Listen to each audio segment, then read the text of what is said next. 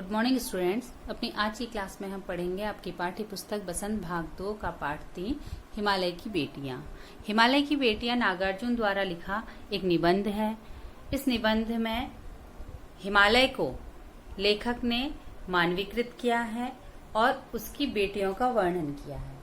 तो हिमालय को मानव मानते हुए पिता का दर्जा दिया है और उसकी बेटियों की संज्ञा दी गई है नदियों को। तो चलिए देखते हैं किस सजीवता से लेखक ने हिमालय और उसकी बेटी नदियों का वर्णन किया है। तो ये हमारी पाठ्य पुस्तक का पाठ 3 हिमालय की बेटियां। अभी तक मैंने उन्हें दूर से देखा था। बड़ी गंभीर, शांत, अपने आप में खोई हुई लगती थी। संभ्रांत महिला की भांति वे प्रतीत होती थी। उनके प्रति मेरे दिल में आदर और श्रद्धा के भाव थे। माँ और दादी, मौसी और मामी की गोद की तरह उनकी धाराओं में डुबकियां लगाया करता था। अब यहाँ पर लेखक कह रहे हैं कि मैंने नदियों को दूर से ही देखा है और वो मुझे बड़ी शांत और गंभीर लगती हैं किसी महिला की। अब बेटियां हैं तो ऑब्वियसली जो नदियां हैं वो फीमेल होंगी। तो वो कह रही हैं कि जो नदियां हैं मुझे किस तरह महसूस होती हैं, जैसे घर में माँ, दादी, मौसी और मामी की गोद में मैं खेला करता था। मुझे नदियों की धाराओं में डुबकी लगाना भी उसी तरह का महसूस होता है कि मैं अपनी माँ और दादी, मौसी, मामी की गोद में बैठा हुआ हूँ। परंतु इस बार जब मैं हिमालय के कंधे पर चढ़ा तो वे कुछ और रूप में सामने थी। मैं हैरान था कि यही दुबली पतली गंगा, यही यमुना, यही सतलज समतल मैदानों में उतरकर विशाल कैसे हो गई। इनका उछलना और कूदना, खिलखिलाकर लगातार हंसते जाना, इनकी यह भावभंगी, इनका यह उल्लास कहाँ गायब हो जाता है मैदान में जाकर। किसी लड़की को जब मैं देखता हूँ, किसी कली पर जब मेरा ध्यान अटक जाता है, तब भी इतना कौतूहल और विस्मय नहीं होता जितना कि इन बेटियों की बाल लीला देखकर। अब कुछ समय के लिए जो लेखक हैं वो हिमालय की सैर पे गए हैं या हिमालय के दर्शन करने गए हैं। आप लोगों ने भी यहाँ उत्तराखंड में तो काफी इलाकों से हिमालय पर्वत दिखाई देते हैं, बर्फ से ढकी हुई चोटियां हिमालय की दिखाई देती हैं। लेकिन लेखक हिमालय दर्शन के लिए गए हुए हैं, तो वो जब हिमालय को देख रहे हैं तो वो ये कह रहे हैं कि हिमालय के कंधे पर चढ़ा तो जब मैं हिमालय के पास पहुंचा तो मुझे नदियों का जो स्वरूप था वो बहुत हैरान करने वाला लगा। क्योंकि जब हिमालय से नदियां निकल रही हैं, गंगा, यमुना, सतलज, वो बहुत ही पतली धाराओं के रूप में निकल रही हैं। लेकिन जब वो मैदानी इलाकों में पहुंचती हैं तो वहां क्या हो रहा है, उनका जो चौड़ाई है वो काफी बढ़ जा रही है। हिमालय से तो दुबली पतली निकल रही है और हिमालय क्या होता है, पहाड़ी इलाकों में क्या होता है, ढलान होता है। तो ढलान में वो तेज बहाव के साथ बहती हुई आ रही है, मतलब वो उछलती कूदती हुई आ रही है। ऐसा लग रहा है कि वो बेटियां हैं, छोटी बच्चियां हैं और उछलती कूदती जैसे छोटी छोटी बच्चियां खेलती हैं ना, तो उसी तरह से महसूस हो रहा है कि वो भी उछलती कूदती सी आगे को बढ़ रही है। लेकिन जब वो मैदानों में पहुंचती हैं तो मैदानी इलाके जो होते हैं वो बिल्कुल समतल होते हैं, प्लेन होते हैं। तो वहां पहुंचकर उनका जो उछलना कूदना है वो बिल्कुल बंद हो जा रहा है। तो इससे लेखक जो है बहुत हैरानी में है कि उनका जो हिमालय के पास का उद्गम स्थान है, जहां से हिमालय की गोद से वो निकल रही हैं, तो वहां पास में हिमालय के वो काफी उछलती कूदती हैं। लेकिन जो मैदानी इलाकों में जा रही हैं तो बहुत ही शांत हो जा रही है, उनका स्वरूप बिल्कुल परिवर्तित हो जा रहा है। कहाँ ये भागी जा रही हैं? वह कौन लक्ष्य है जिसने इन्हें बेचैन कर रखा है? अपने महान पिता का विराट प्रेम पाकर भी अगर इनका हृदय अतृप्त ही है तो वह कौन होगा जो इनकी प्यास मिटा सकेगा?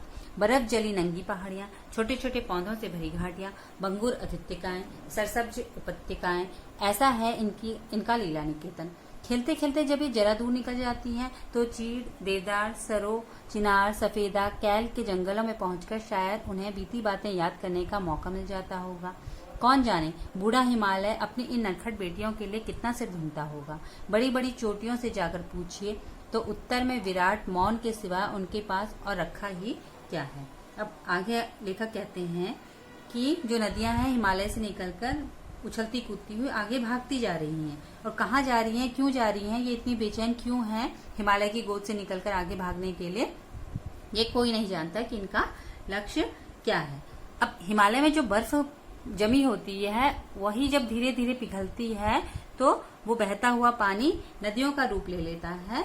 तो लेखक कह रहे हैं कि हिमालय ने अपने में इन जो नदियों का जल है वो समा के रखा है, मतलब अपनी बेटियों को बहुत ही प्यार से संभाल कर रखा है और हिमालय से ही इनका उद्गम हुआ है। हिमालय के ही जब पिघला है तो तब इसकी बेटियों को स्वरूप मिला है और अपने हृदय से बहुत प्रेम से हिमालय ने नदियों को लगा रखा है। लेकिन फिर भी ये दौड़ती हुई दूर निकल जा रही हैं और रास्ते में इनके कई घाटियां आ रही हैं, कई पहाड़ियां आ रही हैं।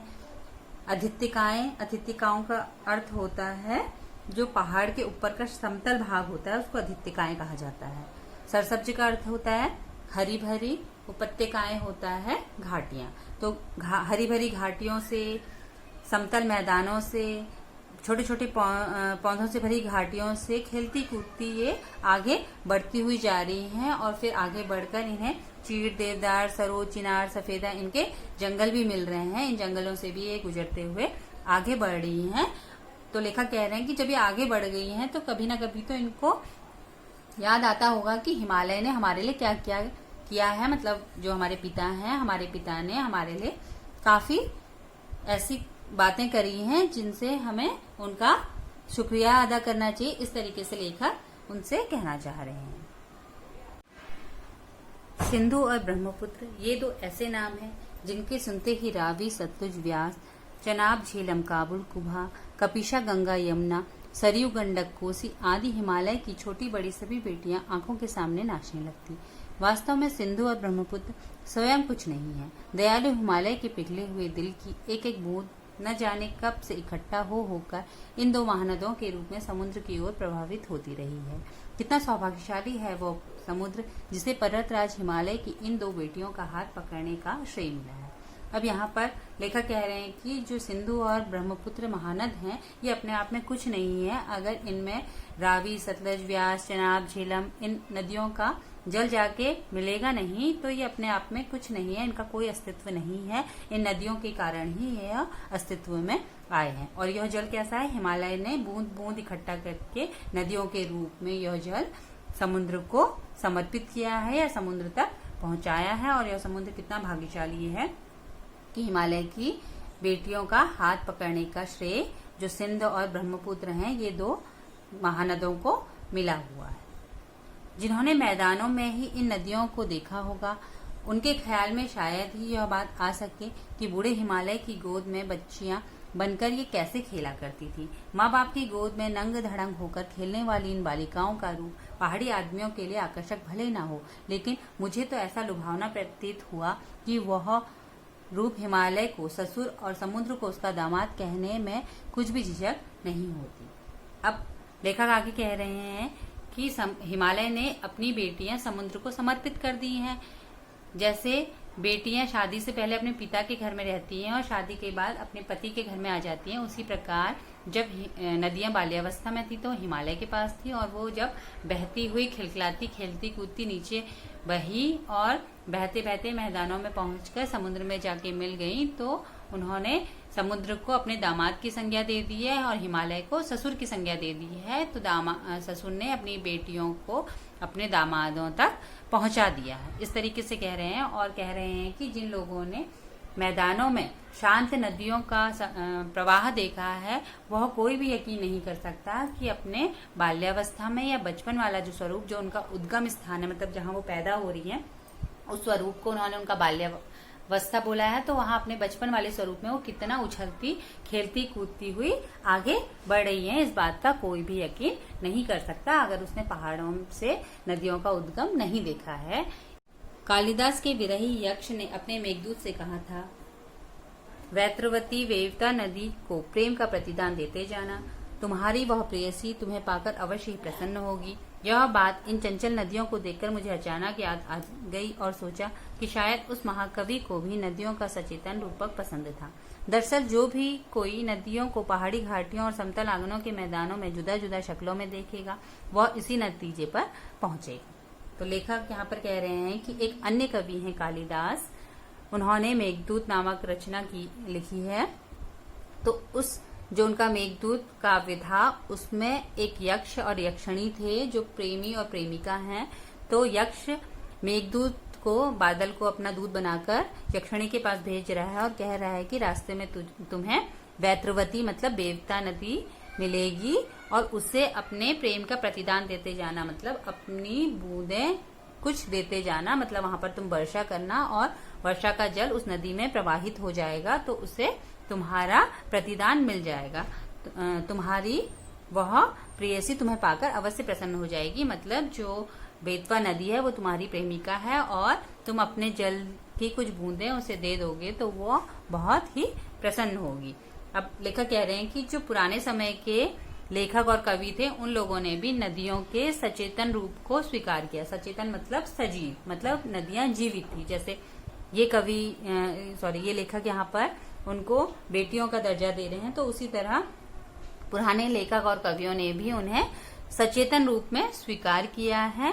और वो कह रहे हैं कि जो लोग समतल मैदानों में इन नदियों को देखेंगे वो यकीन नहीं कर पाएंगे कि पहाड़ी घाटियों में या पहाड़ों में इन नदियों का स्वरूप बिल्कुल भिन्न है। काका कालेलकर ने नदियों को लोकमाता कहा है, किंतु माता बनने से पहले यदि हम उन्हें बेटियों के रूप में देख लें तो क्या हर्ज है। और थोड़ा आगे चलिए, इन्हीं में अगर हम प्रेयसी की भावना करें तो कैसा रहेगा। ममता का एक और भी धागा है जिसे हम इनके साथ जोड़ सकते हैं, बहन का स्थान। कितने कवियों ने इन नदियों को दिया है। एक दिन मेरी भी ऐसी भावना थी। थोलिड़ तिब्बत की बात है, मन उचट गया था, तबीयत ढीली थी, सतलज के किनारे जाकर बैठ गया। दोपहर का समय था, पैर लटका दिए पानी में। थोड़ी ही देर में उस प्रगतिशील जल ने असर डाला, तन और मन ताजा हो गया और लगा मैं गुनगुनाने। अब यहाँ पे काका कालेलकर की बात हो रही है, तो काका कालेलकर नदियों को लोकमाता कहा करते थे। और अब लेखक कह रहे हैं कि उन्हें माता ही क्यों माने, उन्हें हम और स्वरूप में भी तो देख सकते हैं, जैसे कि उन्होंने खुद नदियों को बेटियों के स्वरूप में देखा है। अब माता के स्वरूप में भी हम देखते हैं, जैसे गंगा माता, उनकी पूजा करते हैं। और साथ ही वो कह रहे हैं कि इनके साथ ही हम उन्हें प्रेमिका वाले रूप में भी देख सकते हैं और प्रेमिका उसके अलावा हम उनको बहन का भी स्थान दे सकते हैं। फिर अपनी आगे की बात बता रहे हैं कि तिब्बत की बात है। एक बार मैं वहां गया था तो मेरा तबीयत कुछ ठीक नहीं थी, तो वहां तिब्बत में सतलज नदी बहती है, उस नदी के किनारे में जाकर बैठ गया और मैंने अपने पाँव नदी में डाल दिए। तो जब नदी के जल ने मेरे पाँव को स्पर्श किया तो मुझे बहुत ही अच्छा महसूस हुआ और उसके बाद मैं गुनगुनाने लगा। और वो गुनगुनाते हुए क्या गा रहे हैं, जय हो सतलज बहन तुम्हारी, लीला अचरज बहन तुम्हारी, हुआ मुदित मन हटा खुमारी, जाऊं मैं तुम पर बलिहारी। तुम बेटी यह बाप हिमालय, चिंतित पर चुपचाप हिमालय, प्रकृति नटी के चित्रित पट पर, अनुपम अद्भुत छाप हिमालय, जय हो सतलज बहन तुम्हारी। अब जब लेखक ने अपने पैर सतलज नदी पे डाल दिए, उसके बाद वो गुनगुनाते हुए कह रहे हैं कि तुम्हारी सतलज बहन जय हो, तुम्हारी जो लीला है वह बहुत ही अनुपम है, अनोखी है और तुम्हारे स्पर्श से मेरा जो खुमारी था, मतलब थकावट थी, सारी दूर हो गई है और मैं तुम पर बलिहारी हूँ, मतलब मैं तुम्हें धन्यवाद करता हूँ। तुम्हारे जो पिता हैं वो हिमालय हैं और वो चिंतित हैं लेकिन चुपचाप हैं। जिस तरीके से प्रत्येक पिता अपने बच्चों के लिए चिंतित होते हैं ना, तो वो कह रहे हैं कि वो चिंतित हैं लेकिन चुपचाप हैं और प्रकृति के जो चित्र हैं उन पे अपनी छाप छोड़ रहे हैं, वो अडिग हैं, वहां पर टिके हुए हैं और अपनी सुंदरता से प्रकृति की सुंदरता को बढ़ा रहे हैं। और सतलज बहन तुम्हारी जय।